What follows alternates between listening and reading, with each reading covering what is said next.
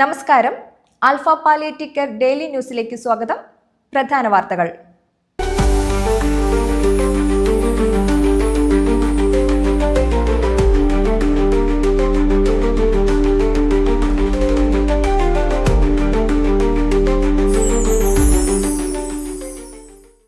UAE അടക്കം 16 രാജ്യങ്ങളിൽ സാന്നിധ്യമുള്ള ഹോട്ട്പാക്ക് ഗ്ലോബൽ ഗ്രൂപ്പ് മാനേജിംഗ് ഡയറക്ടറും സ്ഥാപകനുമായ ശ്രീ അബ്ദുൽ ജബ്ബാർ എടമുട്ടം ആൽഫ ഹോസ്പീസ് സന്ദർശിച്ചു.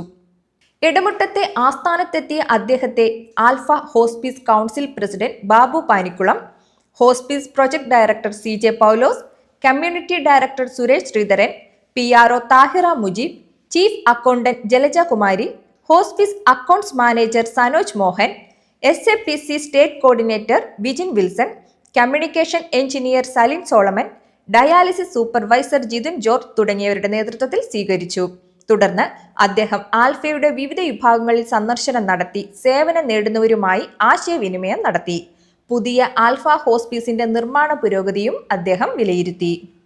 ആൽഫ വെള്ളങ്കല്ലൂർ സെന്ററിൽ പരിചരണത്തിലുള്ള നിർധനരായവർക്ക് സെന്ററിന്റെ അന്നം ഫുഡ് ബാങ്കിൽ നിന്നും 2025 വർഷത്തെ ആദ്യ ഫുഡ് കിറ്റുകൾ വിതരണം ചെയ്തു.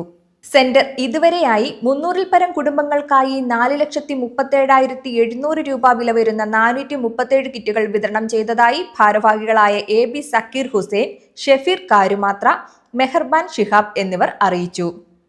ആൽഫ ഒല്ലൂർ സെന്ററിൽ ന്യൂ ഇയർ ആഘോഷം നടത്തി.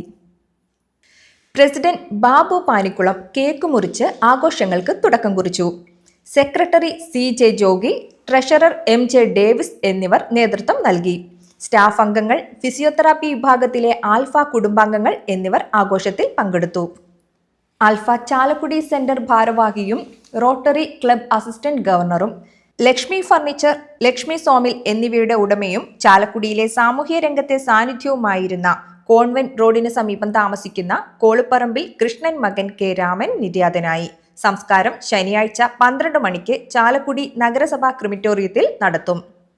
ഇതോടെ ഇന്നത്തെ വാർത്തകൾ അവസാനിക്കുന്നു. ജയ് ഹിന്ദ്.